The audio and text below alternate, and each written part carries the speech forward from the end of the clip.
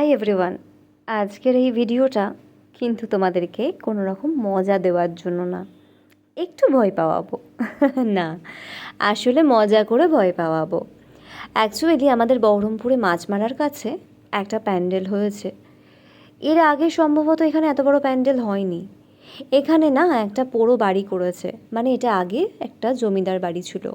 হয়তো কোনো রিয়েল ইনসিডেন্টের ওপর বেস করেই ঘটনাটা তৈরি এবং সেইভাবেই থিমটা বানিয়েছে এরা।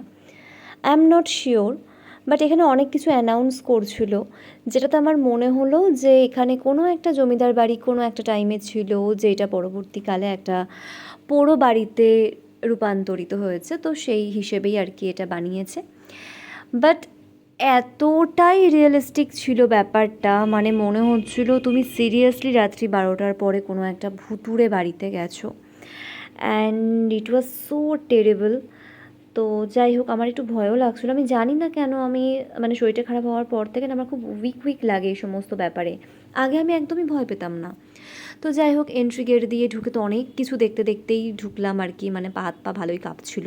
এই ঘরটাতে ঢুকে ও মাই গড, বেডটা দেখো, আর জানলাটা সমানে খুলছে আর বন্ধ হচ্ছে। এইটা যে কী একটা অদ্ভুত ফিলিংস হচ্ছিলো আমার, মানে কী রকম একটা। তো আমি ভাবলাম তোমাদের সাথে ছোটো ছোটো ব্লগে শেয়ার না করে একটা বড় ভিডিও করেই শেয়ার করি।